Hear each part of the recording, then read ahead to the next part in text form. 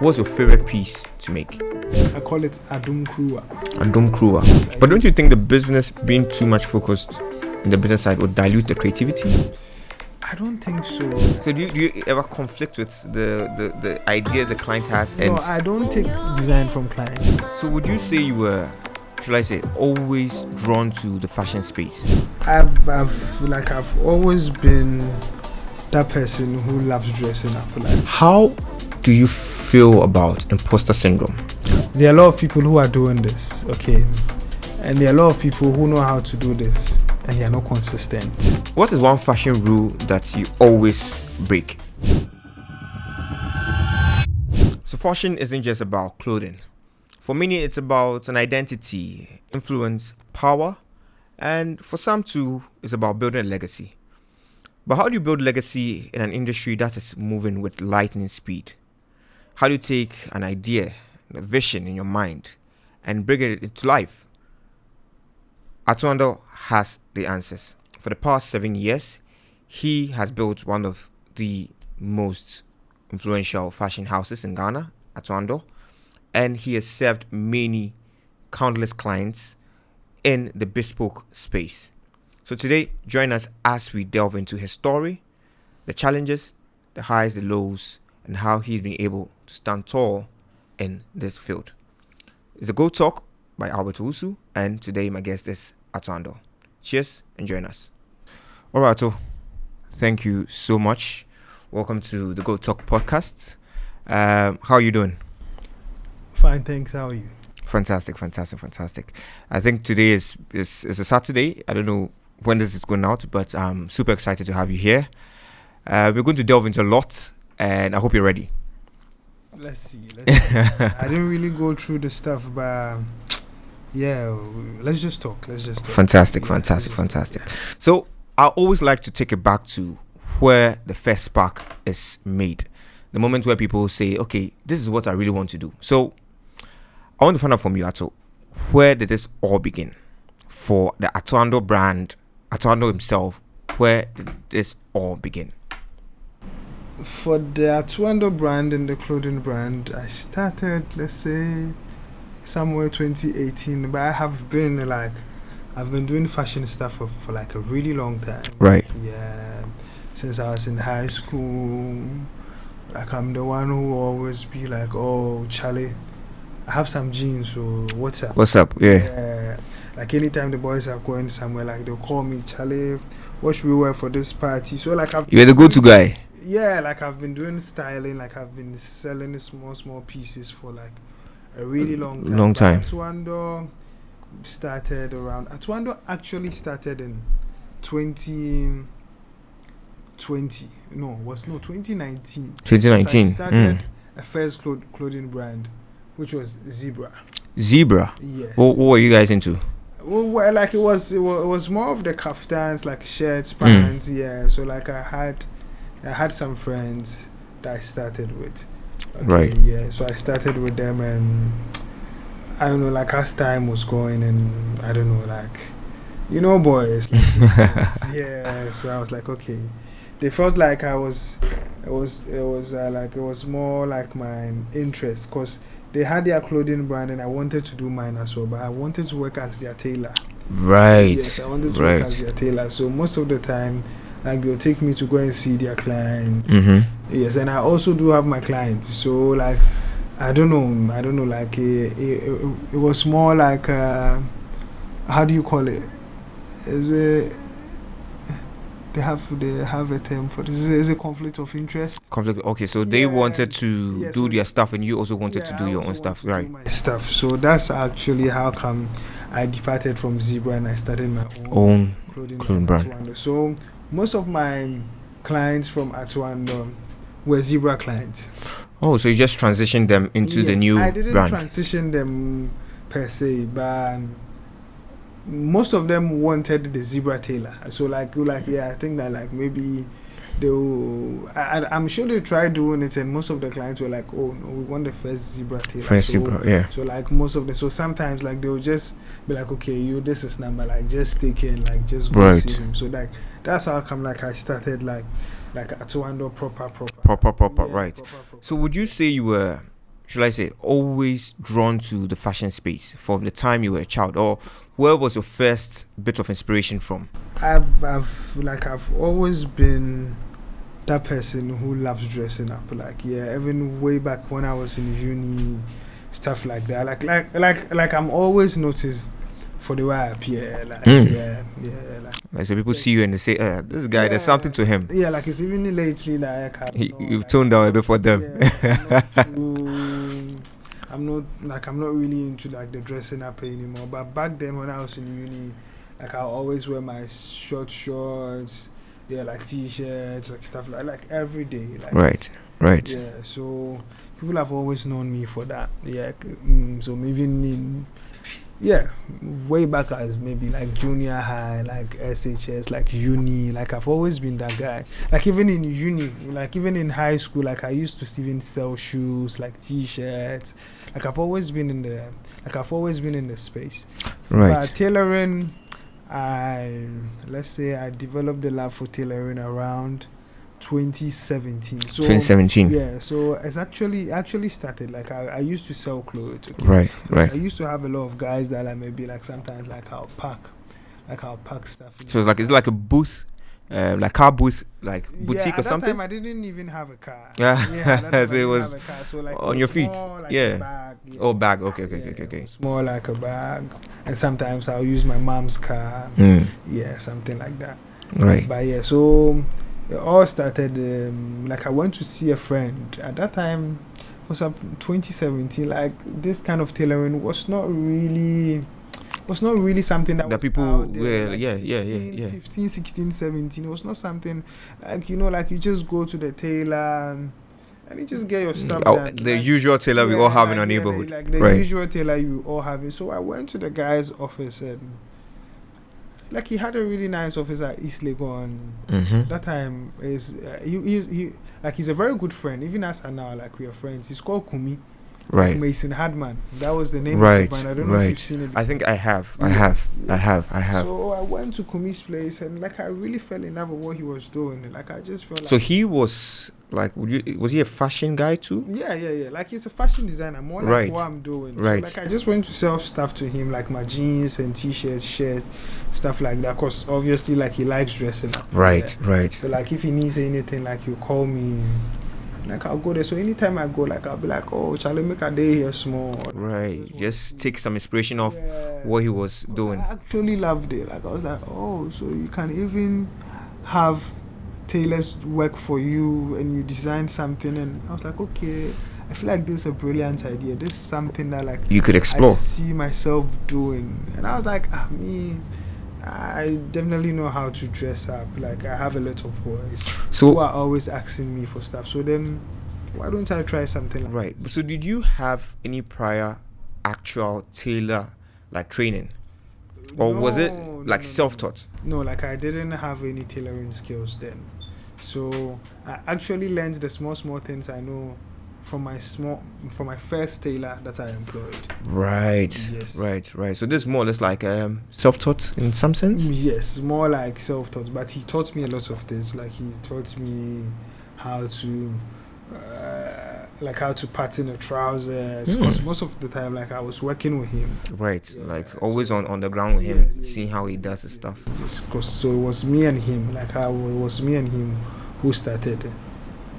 Who started working. Right. So I was doing the marketing. When I come back from doing the marketing, and I'll come and help him. Like sometimes I'll iron the stuff. Like maybe he'll be like, oh, this one cut it like this. Or this one pin here. Like do this.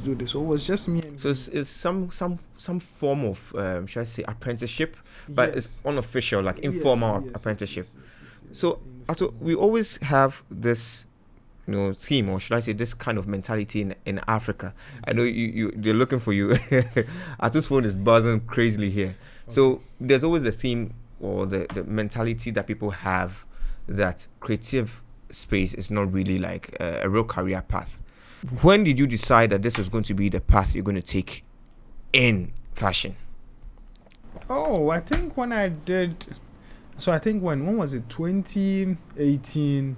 I was a friend's wedding. It was like he was more like my best friend, but he doesn't live here now. Right. Okay. So it was his wedding, and he needed He needed something to wear, and at that time, like, we were so young. He really got married early, and he didn't really have a lot of money to go and. Yeah. So I was like, you know what? Let me just give this a try. So even that time, I didn't even know how to do the measurements. It was more like a near day. Yeah. Like, So did you take a tutorial from YouTube or something? No, I didn't take a tutorial. It was from YouTube. your tailor. It was from my tailor. Right. Like, yes. So most of the time, like, I was watching my tailor. Anything that he was doing, like, I'll be looking at him. Right. Like, anything that he's doing, like, I'll be looking at him.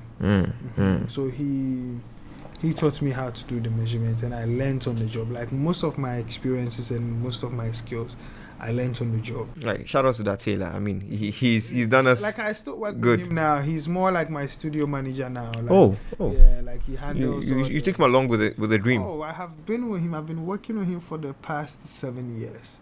Yeah, we've Wow. done this for the past 7 years. So he's more like a studio manager now. Like, he takes care of the other tailors. He pays them. He takes care of the fabrics. Yeah, like, he's like, I'll say, like, he's more. I wouldn't say the brain, but He's the engine. yes, he's the engine That's of the team. yeah, keeps everything running. He's the engine of the team. Before I started working with other tailors, he was the main guy. Yeah, he was the main guy, and he's still the main guy. So if I may Shout out ask, to AKB. AKB, Yeah, shout outs to you. yeah, I mean, I think he's puts a lot of people on some very, very good stuff. Bro. Because like, I mean, we always say Atando is known for precision and excellence, right? What has been the philosophy behind the design or the craftsmanship of Atando? most of the time, you know how I wouldn't say African tailors or Ghanaian tailors, I don't know, like, I try to keep it very simple and very minimal. Like, that is me. Like, I don't do anything extra. I don't do anything too extra, and I don't do anything over the top or anything. Like, I feel like if it's a trousers, straight trousers, clean cuts, like, that is me. Like, everything clean. And, like, I don't have. I don't know if you've really looked at my designs. I have. Like, I mean, it's, most of the time, like, if it's a shirt, it's a shirt. I don't have any extra. Right. Like, I'm just trying to do it and do it well. So even the basic shirt needs to look excellent, but it's going to be basic, but it's going to be very excellent. So should we say your philosophy has been just keeping it simple, but keeping it excellent? I'll say, like, I'm more like a perfectionist. Like, Right. even if I do something and, like, even I don't know, like every day people tell me that anytime I enter my room, like, I keep arranging it. Right. Keep arranging stuff. Like, I'll go and come and arrange it again, because I always see it. Like, I'll always be like, nah. Like, even with the tailors, sometimes when you get new tailors, like, they want to do something, I'll be like, no. Like, Keep it simple. Like, keep it really simple. Like, just keep it simple and moving. Like, you don't have to do anything too extra about it. Especially even when I started my suit, I remember, like, people will send me designs. They wanted their own. Yeah, like, they want some own extra lapel and stuff like that. I'll be like, nah. Like, So do you ever conflict with the idea the client has? No, I don't take design from clients. That's what I Right. do. Like, I never do take design from clients. Like, it's always my way or you go. Like, I always be like, Right. bro, Right. this is How it's going to be. this is how it's supposed to be done. Right. This is how I'm going to do it. Right. Like, if you feel like you can't. I mean, it's Yeah. there are other options out there in the there are market. other options out there, and sometimes, most of the time, so I try and convince my client that, like, this is the right way. Especially, like, let's say you are doing, like, you're having a wedding, okay, and your wedding starts at 4:00 in the evening, but he wants to wear a morning coat. So I'll be like, no. It doesn't fit I'll be the like, timing no, of the like, day. I know that is what you like. That has been your dream wedding outfit, but come on, Doesn't work. You have to do what is right. It doesn't work. Yes, you have to do what is right. So most of the time, like, that has been me since I started doing this. Like, I've always wanted to keep it simple, classy, and very clean. So even if you even goes into my clients, like, sometimes, like, people will just walk into the shop and they'll ask me, okay, do I get this? I'll just look at them and I'll be like, no, This doesn't work. yeah, It doesn't. like, like when I see my clients, I see them. That is it. Like, you know, some people, like, they are too over You are made the for top. me. Yes, they are too over the top. They are extra. No, like, those clients are not for me. You like the simple, Yes, classic, yeah, like simple, classic. yeah. You know, like, I mean, and also it's crazy how strategy alone can't help you to break into this industry, right? You need connections, you need time, and I mean, should I say a little bit of luck? What has been the hardest part about breaking into such a competitive industry? Fashion is very competitive. What has been the hardest part in breaking into this industry? It's more of the consistency and more of the hard work. Because sometimes I feel like there are a lot of people who are doing this, okay?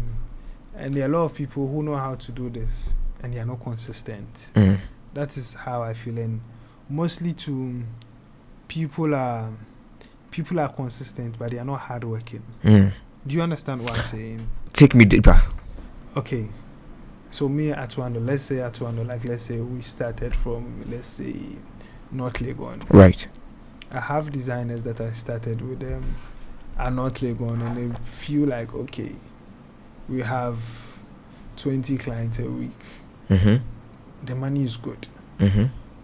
Why don't we end here? And I'll be like, no. Let's take it up a notch. Yeah, let's move it to East Legon and see. So I moved to East Legon. It was a very beautiful studio. Like, so you start from North Legon? Yeah. And then you move to East Legon? Yes. It was a very beautiful studio at East Legon. Everybody loved it. Lovely space. It was on the boundary road, like proper prime area. Prime East Legon. Yeah, prime East Legon. And I was like, I feel like I'm getting too comfortable here. So let's try something different. So I was like, okay. So while the prime area is in Accra, you do cantonment, you do airport residential. But where is more prime? I think, okay, we should do cantonment. We moved to cantonment, and believe me, since we moved to cantonment, like, it's been really amazing. Wow. Like, it's been really amazing. Like, that big jump, really. Yes, like, our clients have doubled or almost tripled. Wow. Our prices, I wouldn't say they are up there. Like, definitely, like, everything I would do deserve the price. Right. You're giving the value for their money. I feel like most of the time, like, it's more about the self-challenge that you give yourself. You get it? Like, it's more about you setting goals and you being able to catch up to your goals, or maybe exceeding your goals sometimes. So for me, like, I feel like it's been consistency, it's been hard work, and obviously it's been God as well. Okay, because sometimes when I even tell people that, oh, Charlie, they'll be like, Charlie, bro, we see you, I'm like, Adeo, come office. So, like, sometimes when they come to the office, they'll be like, hey, as I say, they're an hour, then I'll just be laughing. Like, yeah, like, you know, like we've been doing this for a while. Wow, like, yeah. And like, people will see me and they will think that, like, I started doing this 2-3 years ago. Like, I've been doing this for 7 years. Yeah, 7. I've been doing this for 7 years. Maybe 8 years, but maybe full time, like 7 years. Right. Okay. Right. So, like, I wouldn't say I'm not new in the game. Right. I'm not too old in the game. But it's a fine balance of timing for you. Yes. I have been consistent when it comes to the crafts. Like, I have been consistent, like always improving our skills. Like we've always been. We've always been catching up, yes. Right. Because, you know, like, Accra, like, the fashion, and like almost every week or almost every 2 weeks, like, you see a new designer coming up, and they are doing amazing as well. Yeah, but to keep it going, it takes a lot of time and a lot of, you know, hard work to put in place. So, Atto, we noticed that the challenge with a lot of creatives is balancing the art and the business side of things, right? I was recently reading something about Van Gogh, who's, should I say, an artist, well, you know, recognized around the world. And I'm told that Van Gogh was able to just, I hope I mentioned the name right. Is it Van Gogh or Van Gogh? One of them. Okay. Right. So I'm told he was able to just sell one art piece. He was more, you know, involved with the creative side of things, and he was not looking at the commerce and everything. How has it been balancing the arts and the business side and the business side? Yes. So I think more depends on you, the individual, like let's say your personal goals. As much as we love what we are doing, everybody's driven by money in their career. Like everybody, money makes the world go round. Everybody's driven by money. Like every ambitious person, I don't think there's one ambitious person in the world who doesn't like money, or who doesn't like being paid or something. Yeah, that's how I feel. So most of the time, like I feel like you set, like it comes, so like maybe you have a creative side and you have the business side of the work. You know, mostly we creatives, we are all about doing the work practically. Right. Okay, so when it comes to the business side, we have people, like we've partnered with people, like maybe me personally, like I have an accountant. Right. Putting stuff in place. Oh yeah, like let's say your tax, like you come at the end of the month, you come and balance one or two things for you. But even lately, like I don't let him come again because I've learned how to do it. Yeah, because you have the mind of both the businessman and. So even lately, I've learned how to do it. But me, for instance, like I always feel in like organic growth. Like I've never done anything. Like I don't know, but I feel like when your business grows organically, like it's like I don't know how to put it, but I feel like you learn certain key skills in the trade. Yes, in the trade, and you reap more.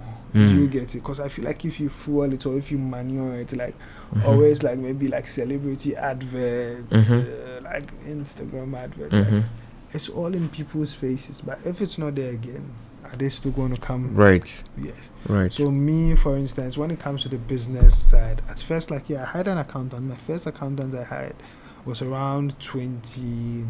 2020. Yes, 2020. Right. So I hired an accountant, and he really showed me the business side of the job. Like he took me through my tax, he took me through my pricing, right? Yes, and stuff like that. So this is a business school outside the lecture hall. But now Atto Andoh, like I do more of the business side than the creative side. Okay. Yes. But don't you think the business being too much focused in the business side would dilute the creativity? I don't think so. The creativity is always there. The creativity, you see, if you are really a creative, like creating new designs or creating new things, it's not really like it's not really something hard for you. Like you could just sit down and you could just bring out designs, and so I don't think that it's not really doing anything. But like I feel like right now fashion is more of a business than creativity. That's what I do think. So I feel like the business aspects of the job has to be taken very seriously. Right. So I've had younger ones who have come to me. I've had like younger designers who have come to me, and sometimes they'll come and speak to me about like creating a brand, like what do we have to do, and I would tell them that like I know that like you are young, like you love designing and everything, but please look at the business side of things, because like mainly like your personal brand. Right. Like your personal brand. Right. I feel like personal brand should be taken really seriously especially when you are a designer or like a bespoke tailor, like what I do. Because most of the people, when they come, you are the brand, so they look at you and then use that as a reference to how they feel you can serve them. Sometimes they look at you and they feel like sometimes they can just see your name like, oh yeah, this guy can do the job. Or sometimes I'm sure like you've had instances whereby you've seen people and you be like, hey, now we're able to me your money. Yes, because you look at the person. Yes, you look at the person. They're in fashion, but yes, it's not telling. Yes, like on them. Yes, it's not telling on them. So I feel like it's more of building your personal brand as well. Right. So when you do build your personal brand, that is when, like, I don't know, like I feel like the personal brand is also important when it comes to what we do. Right. Okay. So Atto, I want to find out from you, right? How do you feel about imposter syndrome? The moments where you feel like, am I really the guy that they say I am? Like, have you ever been in the situation where you feel like, how did I really get here? Like, looking at maybe your portfolio of clients and the business. I don't know. I think 2 years ago, I was working with my friend. She's a really good friend of mine. So we went to Palace. Okay, And I told her that of late people would just see me and they'll take pictures for me. Mm. And I was telling her, she was like, oh, you're lying. Oh, okay. So I was with her in one of the palace, like Security guys? not the security Attendants. guys, attendants. They were like, oh, Atto Andoh. And it was like, yeah, I've seen you. How you see, like I was telling her, like, you see. Believe me. Sometimes, like I just feel like sometimes you are in disbelief about people who actually love what you're doing. Sometimes you are amazed, like when you go out or maybe when you have a fashion show and maybe after the show, like you do the runway, you come out and people are laughing, people are clapping, and sometimes after the show people come and congratulate you. Like sometimes you're just amazed. And especially even sometimes when you see people out, or sometimes even on Instagram, people will just message you and be like, I really love what you're doing. Can you mentor me? Yes, like I've had designers. Quite a number. Yes, texting me that I will be like, oh, I should mentor them. And I've mentored a few. Like let's say, even if I haven't, like I think I have 2 for sure. For sure. Indirectly too, you have a lot who have been inspired by and I have also been looking at people. I've always also been looking at people, and I take inspiration from wherever that they are doing. Like, so I feel like, so back to your question. Okay. Yeah. When it comes to me, I've always believed that I'm doing something good and the recognition will come. Right. I'm not going to fuel it or manure on it or every time, but at the right time. It will definitely bear its fruits. Even now, like I don't even see that like I'm at my, how do you call it? The peak, yeah. Or my peak. Like I just feel like the right time is going to come. Like I feel like the right recognition is going to come. Like I feel like it'll come. Like I just have to take my time, because it has took me a long way to come to this point, to come this far. And I hope, like I know that like the journey it's still long, right? And I'm here for it, but now like I'm enjoying it, and even though it's very stressful, it comes with it. Yes, it comes, like the job comes with a lot of stress, because sometimes you meet a client, you have a consultation with them,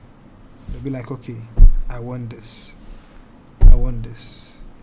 but this client is like me, very small, no big chest, no broad shoulders, small arms like mine, and he'll be like, this is what I want. But this guy that you bought he's a macho man. Do you get it? So how are his clothes supposed to fit like yours? We must show love to the slim machos. So these are the kind of stress that like we face every day. Right. Sometimes delivering to, like sometimes timing. It's actually stressful. Like the job. At first I used to enjoy it so much. At first I used to enjoy my work so much. Like sometimes even if I do something nice for you and you don't even pay me the price I asked you, like I just you're happy your product is out there. Like I just get excited by you wearing them. But now no, because now like money must speak. Now like I wouldn't say it's purely money driven, but it is definitely one of the top 2 goals. Right. So Atto, your pieces have now become a status symbol for a lot of people, right? How does that make you feel? And did you expect that to happen from the onset? I don't know, but like ever since I started this, like I've seen myself that I'm the best out there. Like I feel like talk that talk. Yes, me that's how like I have felt about my pieces. Like I always know that, bro, like I can do better. Like anytime I see someone who has done something similar to what I do, I'll be like, the one who can do it, right? Like even though like I love pieces from other designers and I patronize them as well, but I feel like especially like recently, like when they were doing like the inauguration of the new president now, like, right? I was there, like I have a client who's like, oh Charlie, there are some dignitaries from Cameroon and some are from other countries, so like I want you to style them. And I was like, okay. So when they came to the store, like they were amazed by what they saw, because these are people who have been traveling all over the world. So they probably have experience with They have global experience, fashion heads yes. And they were really amazing. They were like, wow, like you do this in Ghana, like you do that. So yeah, I do this in Ghana. So like I started about like 4 gentlemen for the inauguration, and all of them came back with reviews and yes, all of them came back with reviews. All of them came back with really referrals, possibly referrals. But me, most of my work and most of my like is based on referrals, because I keep saying like the adverts I do is really less. I don't know, like I don't have any. Like even with sponsored page on Instagram, like I can count the number of times you've actually done that. Yes, because most of my clients are based on referrals. Right. Most of my clients. So I feel like I actually feel really good about it, and I feel like I am. That is actually where I belong. Right. Yes, And I mean, yeah, yes, shout out to you. I mean, you put in the work, and I guess it's bearing its fruits now. Yes. Right. But I want to know, you have been in the fashion space for 7 years, and I mean, been an avid fashion lover for well over 7 or probably 14 years, right? What do you think draws people towards luxury fashion? Is it the exclusivity? Is it the quality? Is it experience? Like, what is it about luxury fashion? Do I do luxury fashion? I think you do. No. I mean, if you're doing bespoke stuff, yeah. Bespoke tailoring, then our prices are quite reasonable. Oh, okay, yeah. For every Pocket. For every individual to afford what we do. So, but in general, luxury fashion. In general, luxury fashion, I feel like it's more of a self-actualization thing. You know, like I always say that people who have a lot of money and people who are wealthy, like in our parts of the world, like they love to be pampered. Yes, they love to be pampered. Love to be taken care of, catered to. Yes, they love exclusivity. Right. So it's a cultural thing? It's a cultural thing for them. Right. Yes, it's not a cultural thing for you. Yeah, I wouldn't say it's a cultural thing for me, but most of my clients, they love the exclusivity. You know, sometimes a client comes, like you open champagne, like you have a chat with them. They like that experience. Especially they love what they see. Sometimes they love the people they meet when they when they get there. When they come. It's like a club for should I say the elite? But for people who are like I've always said that like one of my goal is to connect young men to like especially like young businessmen like Atto Andoh, like my showroom, like you can come there, like maybe like you meet someone that maybe you've known on TV, or maybe you see maybe on Instagram, or like maybe a businessman like you truly admire, like I just feel like connecting people to as part of what we do. Yes, it's part of what we do. Because I know that like a number of people have met at my shop and they've become really good friends and good business partners. So like I just feel like people loving the luxury fashion and luxury tailoring. It's I always feel like people will complain that maybe it's expensive. I'll be like, okay, if you feel it's expensive, or maybe if you feel like it's very costly, like wait. Yeah. Better. Like I always say that, like especially when people say that, like I feel like what you are doing is expensive. I'll be like, you cool down a bit. Yeah, cool down. If you reach out, you come. Yeah. Like that's how I feel. Yeah. Like especially like when, like I don't think that someone has I don't know, like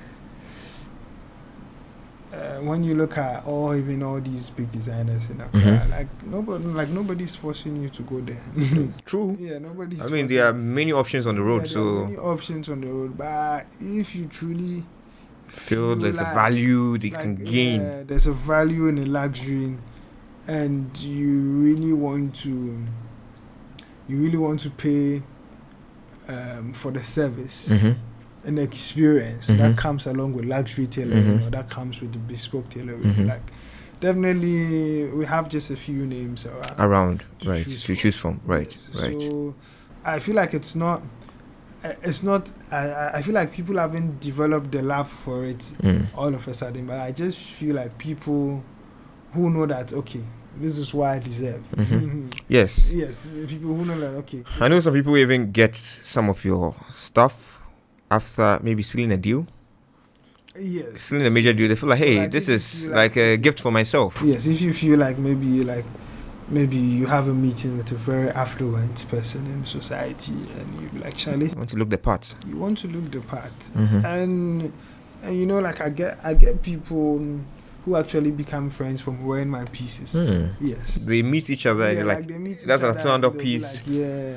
Oh, maybe Atto do for you, and like definitely like they'll that connect. brings the bond, yeah. Like they'll connect. So Yeah. I always feel like if you are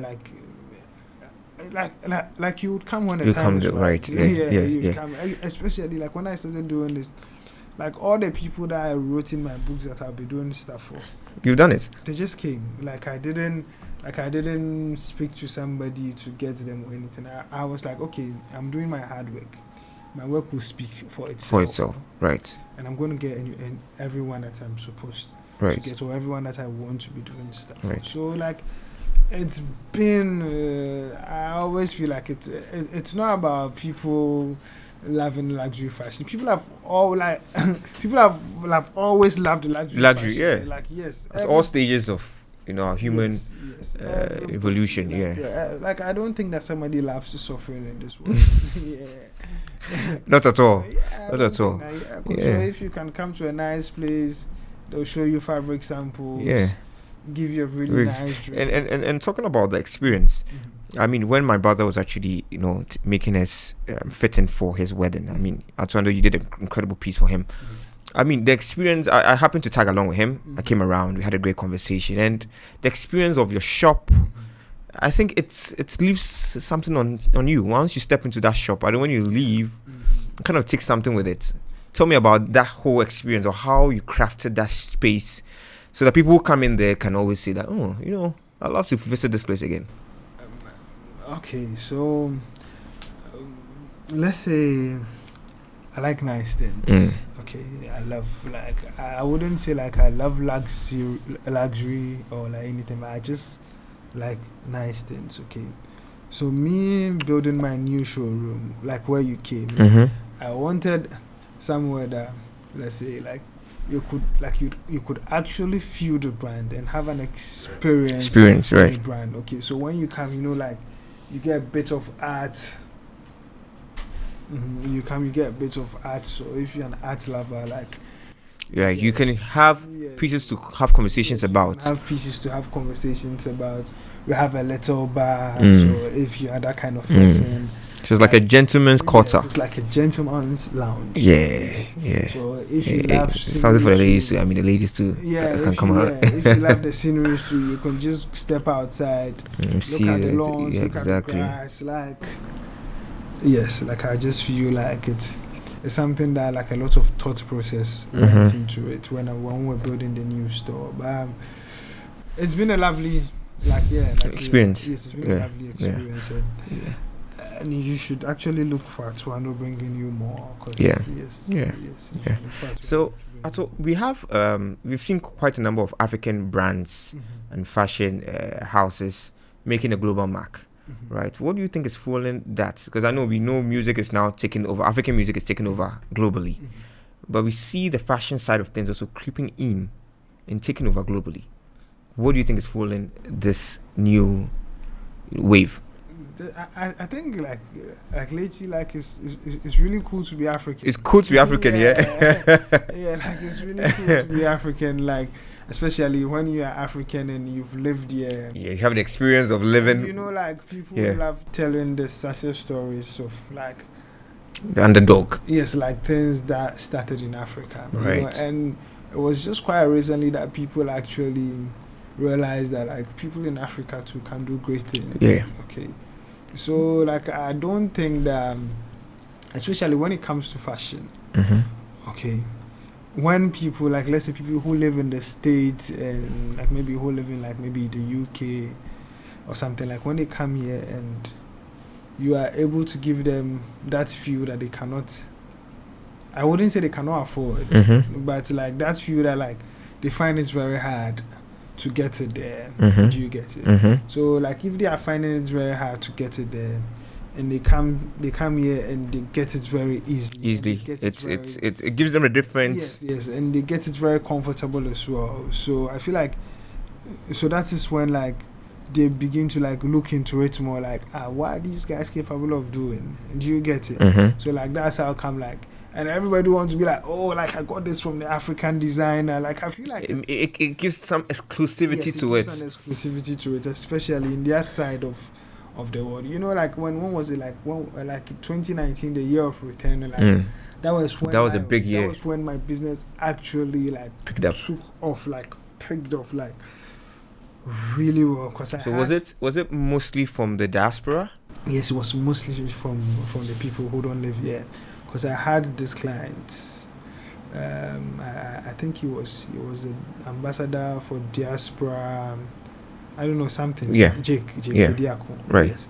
So Jake introduced me to a lot of guys. Who don't live here, and they also introduced me to other people. Oh, so it became a web of connections. They also introduced me to other people when they went back, and like since then, like it's been, I could say like almost every week, like we ship about, let's say, 5 to 12 orders. Every week? Yes, like every week. That's what you do numbers then? Yeah, like we ship like 5 to 12 orders, like outside the country. Like even just yesterday, I think I shipped about, was it 16 pieces? Yeah. From one client? Yeah, from one client. Oh, wow. Yeah. That's a big bag then. Yes, it was. I shipped about 16 pieces to one client. So, right. Right. I mean, and that's I mean, the new wave that's going on now. I mean, Africa has always been the one to consume. But African designers are great. Like it's, especially people say Nigerians, but like I really feel like the Ghanaians are making it too. Yeah. Like especially like the female designers. Like if you look at some of the things that they do, like it's crazy.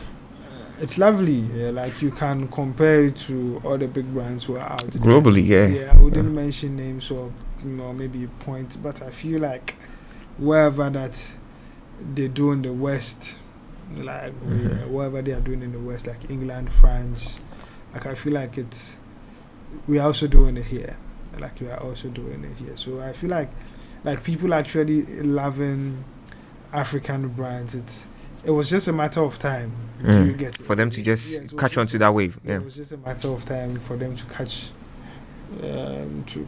what we are doing down here. So like I feel like in the next 5 to 10 years, like it's going to be more. Like the engagement is going to be more. Right. Because right now, like they've understood the custom look. Like everybody wants tailor fit. Like I feel that's the new norm now. Yes.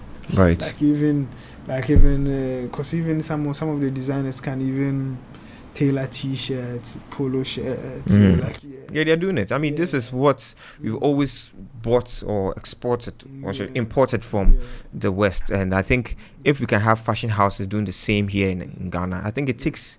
So sometimes like you even meet people and be like, oh, I only wear Ghanaian designers. Yeah, you meet people and be like, oh, that's like a new brandy type of thing. Yeah, I only wear Ghanaian designers. I only wear brands from Africa. I always wear, especially even some of I met one basketball player and like he was telling me like these are all the things that he wears because of his stature, like his height. Yeah. Nobody can really so he make it for him. Pants when he goes for shopping, because his hands are long, right. So we have people who were only African or Ghana made, like maybe African made stuff. So Atto, I want to find out from you, right? What is your favorite piece to make? I know you make shirts, you make the kaftans, you make the 3-piece suits, the morning coat, what have you. What's your favorite piece to make? I think I have one kaftan. I call it Adum Krua. Adum Krua. Why the name? Adum Krua is more like let's say The meaning of Adum Krua is like a cup of, Adum is Grace, yeah. And the Krua It's like cup. Yeah, so it's a cup of grace. Yeah. So I feel like that is one of my favorite pieces I love doing. Right. I recommend it for a lot of people, especially wedding second outfits. Maybe when you're going for an important meeting, when there's a big day and everything. Like it's something you can. Yeah, I feel like an Adum Krua is one. It carries the aura with you. Yes, Adum Krua is something that has made me a lot of money. Yes, I think that looking at the numbers and looking at the confidence that it brings a lot of people, like it has been my favorite piece over the others. Yes. Right. Yes. Right. Yes. So yeah, I think Adum Krua is your favorite, right? So let's look or cast ourselves into the future. Next 5 years, what's it looking like for Atto Andoh and the Atto Andoh brand in itself? The next 5 years, Atto Andoh should be more relaxed. Oh, they need to get you some, massage chair at the office so they can always. Should be more relaxed. Mainly in his house, and work is still going on. Right. But for the next 5 years, we are looking at, expanding our brand to other sides of the world. So, like, let's say in the next 5 years, like, we should have an international showroom somewhere. Preferably. Manifest it. Preferably, let's say there's 3 places I actually love. Okay, maybe Dubai, Lagos, and London. Dubai, Lagos, or London. Yes. Okay, so you're heading here first on the GOATTalk. So in the next 5 years, like, we're actually looking at expanding and doing more excellent pieces. Like, right. Do you look forward to doing collaborative pieces too? The stress should be less. Yes. The stress should be less. And let's say the pieces should be really hard to find. Should be really hard to find. Like, it's not. Should be a rare piece to have. Yes. Do you have next 5 years before you even get an appointment to Atto Andoh? Like, you need to book a year ahead. Not a year ahead, it has to be done. I mean, some of us will always have to, it has to you be can always done get you on speed dial. Yes, it always has to be done properly. Yeah. That has always been my goal. Like, I want to do this and do this properly. Right. Get it. Like, I feel like a lot of people down here who don't take, like, maybe tailor's appointments seriously. Yeah, they don't take it seriously. Yeah, they don't take tailor's appointments seriously. So, like, what I really want to do is, like, I want this to be done and be done properly. Like, in the next 5 years, like, let's say, even you have to book on the line, or even, like, there should be a sort of system, sort of tech. Right, tech involved. Yeah, okay. Yeah, tech involved. Right. To it. Like, maybe we should have, like, maybe tailoring apps, or maybe an Atto Andoh app or something that, like, yeah, maybe. Do you think AI in this new wave can help replace the strenuous act of having to take people's measurements with your hands? For instance, I'm not really inclined with AI, right. and tech stuff. Like, Right. I'm not really inclined with it. So I know that definitely they can help, but taking measurements is It's a skill. It's a skill that will never be replaced by it's a tech. skill that takes a very long time to master. Right. Yes, Right. It takes a very long time to master. So I feel like maybe robots or something. Yeah. Maybe that's the closest to the human. Yeah, maybe robots or something. Right. But Right. taking measurements is a skill. Right. It's a Right. skill, especially when you have people who are huge. Right. Yes. Right. People who are huge. Right. Yes, So we have a few quick fire questions that I would like us to go through. okay. This is just quick answers you have to give me. So, what is one fashion rule that you always break? Fashion rule I always break.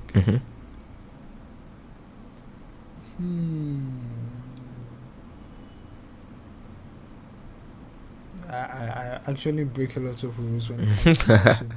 But one I always break is I don't like wearing belts. Yes, I don't like wearing belts at all. At all. It's not part of your fashion pieces. No, it's not part of my fashion pieces. Like I don't own a piece of belt. Like I don't have it. Right. And like I always convince people not to wear belts. Not to wear belts. Yeah. I feel like it breaks your outfit. Right. It breaks your outfit. Like your outfit has to flow. Right. So, second question is, if you had to design for any figure in the world, dead or alive, who would that be? You could go back in history. You could come back now to the present. Who would that be? Kwame Nkrumah. Yeah. Kwame Nkrumah. Enough said. There's no more to add to it. Kwame Nkrumah, we already know he's a legend, so Kwame Nkrumah is just that good person. Okay, so what's your go-to outfit when you're not actually wearing a suit or working?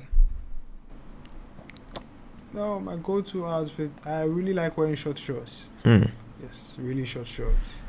Short shorts, short sleeve shirt, slippers. Yes, that's mine. Especially on the weekend, like you always catch me in the shorts. Right. And what is your favorite fabric to work with? Or what fabric are you looking forward to working with in the future that you've probably not gotten your hands on to now? Now, as for fabrics, I've worked with a lot of fabrics, but I think my favorite fabric to work with is, they have this fabric, it's not really popular out there, but they call it, what's the name? Crepe. It's something like what I'm wearing. Okay. If you get really good crepe, you can make a nice shirt, you can make a suit from it, Right. You can make casual, you can make formal stuff. So I feel like it's very versatile and it's very friendly. Right. Okay, so like my go-to fabric and my favorite fabric to work with is crepe. Like I love it. Crepe. So Atto, thank you once again, and like you said, I look forward to having you here again. I know for sure that this is going to be something that a lot of people are going to have a lot of value from, and I look forward to seeing what Atando has, like you said, for many years ahead. I'm definitely going to be there. Just come see what we have and definitely going to be there. Come and ask more questions. I'll be there. I'll be there. Atto, thank you once again. It's been great having you. Thank you, boys. And yes, thank you.